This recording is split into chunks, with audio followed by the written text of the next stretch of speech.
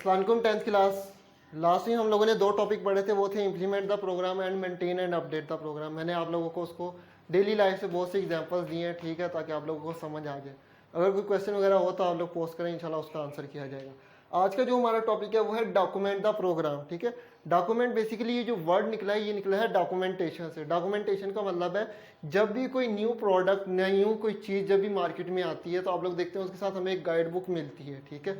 उस guide book में हमारे पास पूरा प्रोसीजर लिखा होता है कि आपने इसको ऑपरेट कैसे करना है, ये काम कैसे करेगी, आपने इसको ओपन कैसे करना है, ये क्लोज कैसे करना है, रीडिंग कैसे लेनी है, सारी डिटेल हमारे पास अवेलेबल होती है। यहाँ तक कि अगर आप लोग मोबाइल फ़ोन भी लेते हैं तो मोबाइल फ़ोन्स के अंदर आप लोगों के पास ये ऑप्शन होती है कि किस तरह सिम इंसर्ट करनी है और किस तरह आप लोगों ने SD कार्ड अटैच करना है। इस तरह की और मल्टीपल या नंबर ऑफ ऑप्शन हमारे पास मौजूद होती हैं।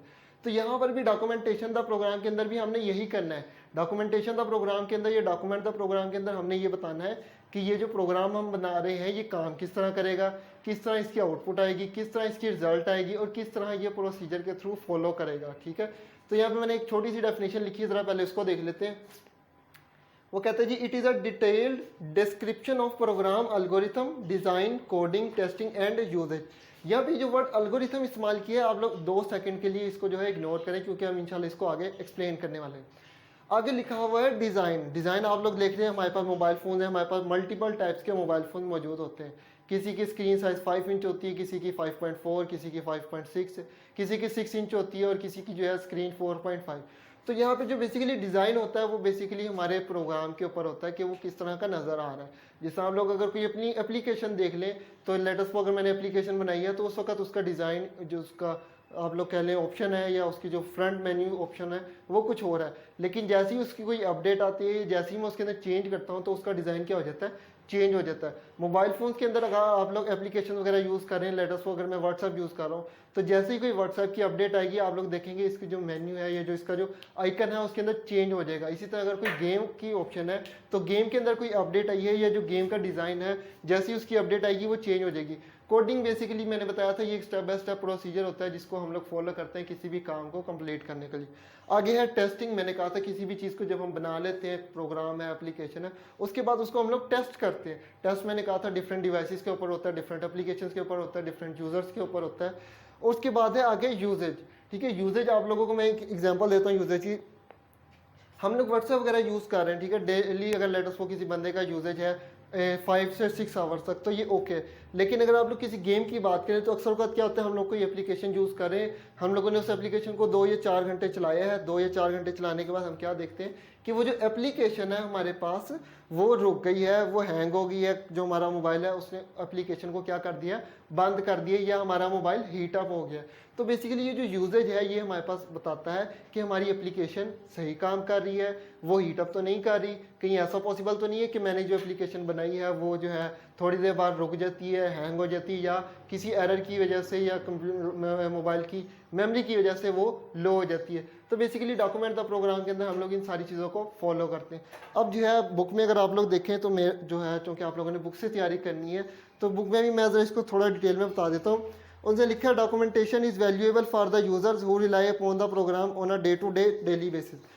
अगर आप लोग देखें, आप लोग जो है मोबाइल फ़ोन लेते हैं, मोबाइल फ़ोन ऑलमोस्ट सारे कॉमन है, सिम इंसर्ट करना, SD कार्ड लगाना, ये सारे ओके। लेकिन जब हम लोग कोई एप्लीकेशन की बात करते हैं, अगर लेटेस्ट वो मेरे क्लाइंट ने मुझे कहा है कि जी मुझे एक वेबसाइट बना के दो या मुझे एक एप्लीकेशन बना के दो या कोई गेम बना के दो, तो मुझे अपने कस्टमर को या जो क्लाइंट है उसको ये बताना पड़ेगा कि ये किस तरह ऑपरेट करती है, क्या इसकी आउटपुट आ रही है, किस तरह ये जो है हमारे पास रिजल्ट शो करेगी। तो ये हमारे पास बेसिकली जो है वो डॉक्यूमेंट द प्रोग्राम के अंदर होता है। मैं एक चीज़ आप लोगों को बता दूं, जब भी कोई न्यू एक प्रोजेक्ट, न्यू एक टास्क हम लोग स्टार्ट करते हैं, सबसे पहले हम लोग क्या करते हैं, उसकी डॉक्यूमेंटेशन करते हैं, ठीक है। यहाँ डॉक्यूमेंटेशन में सबसे पहले हम लोग बताते हैं कि हमने कौन कौन सी प्रोडक्ट को यूज़ करना है, यानी मैंने कौन कौन सी चीज़ें यूज़ करनी है, कौन कौन सी यानी डेटाबेस को इस्तेमाल करना है, और इस तरह की और नंबर ऑफ ऑप्शन हम लोगों ने इस्तेमाल करनी है। जिस तरह लेटेस्ट वो एग्जांपल ले लें, आप लोगों को पता है जो व्हाट्सएप है वो iPhone 4 पे नहीं चलती, ठीक है, लेकिन iPhone 5 पे चलती है, iPhone 5s या जो उससे हायर वर्जन पे चलते हैं। तो ये आखिर ऐसा क्यों है? क्योंकि मैंने जो है उसकी डॉक्यूमेंटेशन, उसकी सेटिंग के अंदर मैंने ये मेंशन किया हुआ है कि ये जो एप्लीकेशन है सिर्फ उन्हीं पे चलेगी जिनका एंड्रॉयड वर्जन, जिनका iOS वर्जन एक स्पेसिफाइड 4.0 से या 5.0 से क्या है, अबव है। तो ये हमारे पास बेसिकली डॉक्यूमेंटेशन के अंदर की जाती है। इसके अंदर बेसिकली सारी आप लोग कह लें डायग्राम्स होती हैं और सारी चीज़ें हम लोग इसमें मेंशन करते हैं। इसी तरह बुक के अंदर जो है वो और भी उन्होंने चीज़ें लिखी हैं। उन्होंने क्या, in general comprehensive documentation consist of the following, description of what the program is suppose to do, ठीक है, उसका प्रॉब्लम सोल्यूशन क्या है और इस तरह की और नंबर ऑफ ऑप्शन हमारे पास मौजूद है। मैंने आप लोगों को डॉक्यूमेंटेशन का प्रोग्राम के अंदर बड़े ही जो है आसान जुबान में बताया।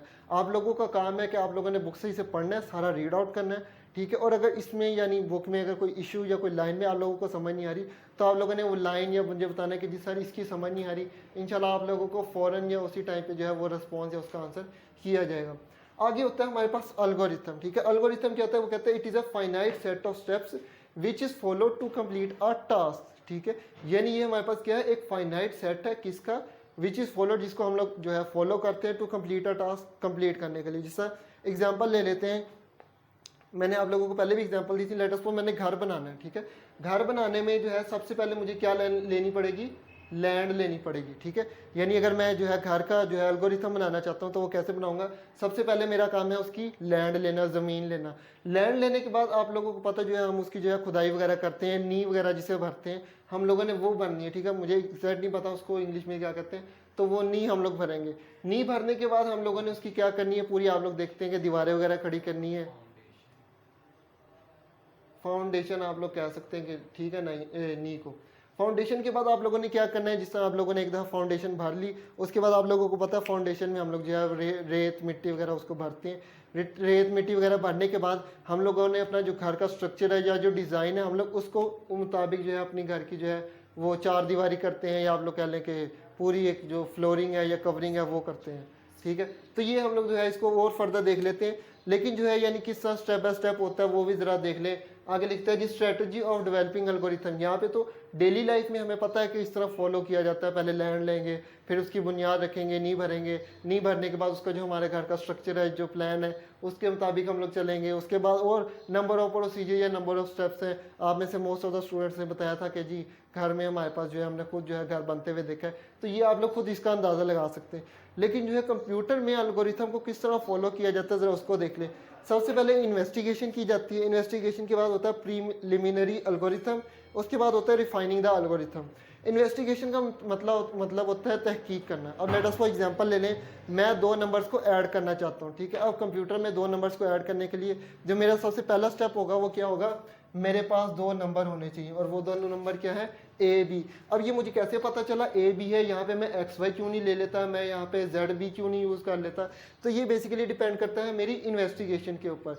मैं जो नंबर चूज़ करूँगा वो इन्वेस्टिगेशन में आएगा। उसके बाद है प्रीलिमिनरी एल्गोरिथम। प्रीलिमिनरी एल्गोरिथम में हम लोग देखते हैं कि अगर मैं इन दो नंबर्स को ऐड करना चाहता हूँ तो कंप्यूटर में अभी आप लोगों को थोड़ा सा प्रोग्रामिंग या कोडिंग का नहीं पता, तो इन दो नंबर्स को ऐड करने के लिए भी हम लोग एक थर्ड वेरिएबल इंट्रोड्यूस करते हैं, उसे क्या कहते हैं, सी, ठीक है। इसे भी कोई भी नाम दिया जा सकता है, लेकिन यहाँ पे लेट अस सपोज कर लेते हैं सी। ये कोई ऐसा जो है कंप्यूटर का या आप लोग मैथ की नहीं कह सकते कि जी लेट अस सपोज मेरे पास दो नंबर हैं 2 और 3, मैंने सिंपल उसको कंप्यूटर में लिखा 2 + 3 उसने आउटपुट दे दिया, ऐसा नहीं होता। सबसे पहले जो है हमें जो है वेरिएबल इंट्रोड्यूस कराने पड़ते हैं, उसके बाद उसमें वैल्यू असाइन करनी पड़ती है, उसके बाद हमें उसको ऐड करना पड़ता है, उसके बाद हमें जो है इसका प्रिंट लेना पड़ता है, ठीक है।